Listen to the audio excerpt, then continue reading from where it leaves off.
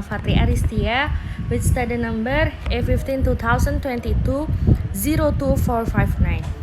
And this video is to fulfill my final exam in English for Communication course. Okay, I will retell the contents of the Communication Science webinar held on November 25, 2022 with the title Communication Theory and Research. In the webinar, it was guided by Yasinta as the moderator, and then in the webinar, there were also research persons, namely Mrs. Mukaromah, MECOM, and Mrs. Puri Kusuma Dwi Putri, SECOM, MECOM, who is a lecturer in Communication Science at the Dian Nuswantara University, and Mrs. Susri Adeni, MA, who is a lecturer in Communication Science at the University of Bengkulu. And in this webinar, TVku is also supported as a medium for this webinar event to take place. In the first session, namely by opening by Mrs. Rahmawati Zulfiningrum, SECOM MECOM, as the head of the Communication Science Study Program. And in this opening, Mrs. Rahma said that communication theory and research are the basic that are needed by students, so that when preparing a thesis or final project, they are not confused because the initial foundation is strong. The hope is that students can explore knowledge and be more creative, because currently there are many short courses provided on several digital platforms that can be learned. After the opening by Mrs. Rahma, followed by filling out the pre-test by all communication science students.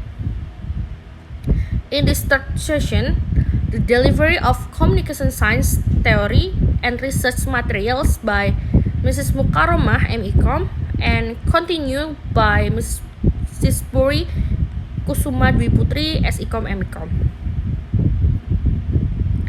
Mrs. Mukaromah reviewed the theoretical material in communication science.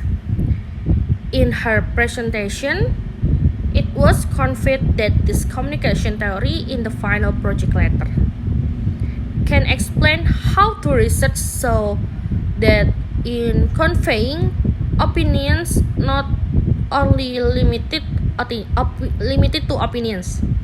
And as is now, some scientists have adopted the concept of communication from the West, because a lot of science has grown from there.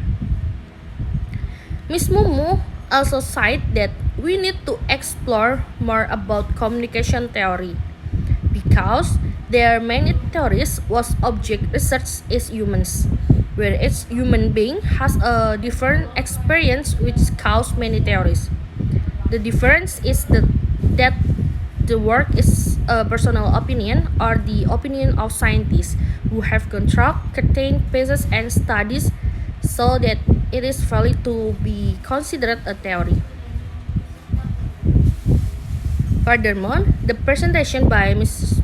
Puri regarding communication theory about the classification or perspective of a theory.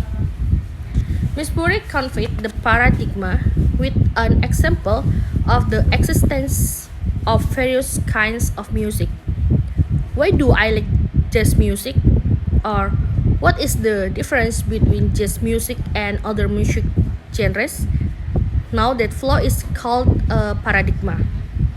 The paradigm and this difference in communication theory can be interpreted as a point of view. The key in communication is to read a lot, because in reading communication theory or research, we will know the philosophy of a theory. In research, it will determine the method that will be used in researching. There are two communication research methods, namely qualitative and quantitative communication research. Quantitative research methods are related to statistically calculated data, which then the result can be generalized, while qualitative emphasizes more on the depth of data. So, we find a communication problem to be studied, then determine the method studied, and from that method we'll produce a variety of different theories. In this discussion, Ms. Puri mentioned traditions such as rhetoric, semiotic, critical, sociocultural, and phenomenology. In the social psychology tradition, it emphasizes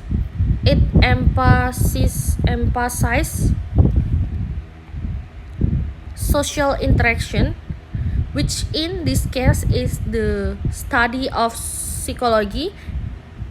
In social psychology, it usually uses quantitative research method.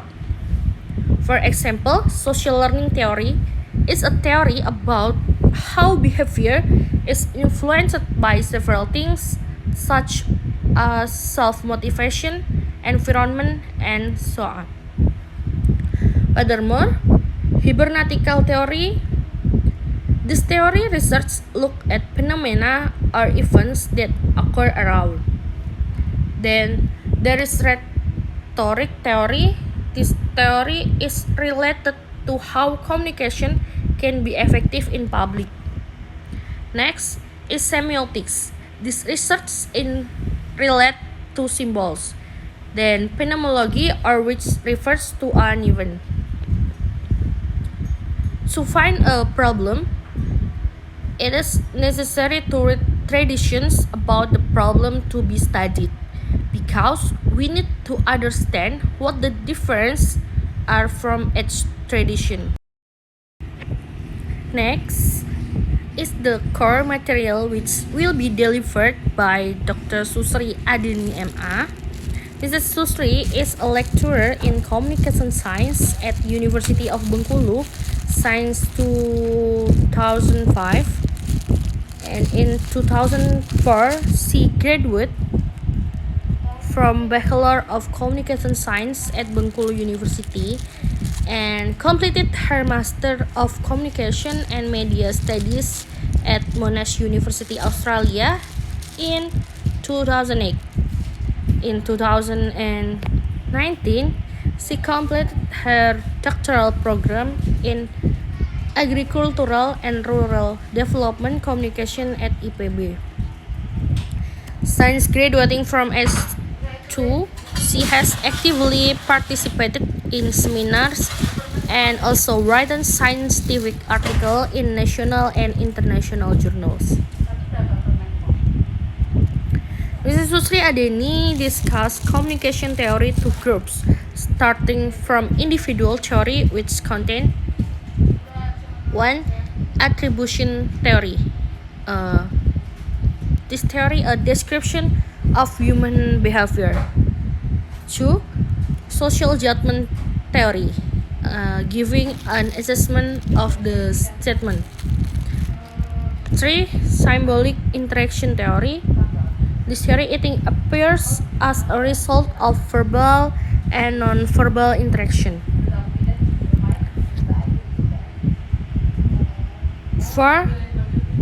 Symbol theory, conveying thought from constructivism theory. 5. Group communication theory. 6. Trusted group theory, views the group as a group of people who are not affected by the outside world. 7.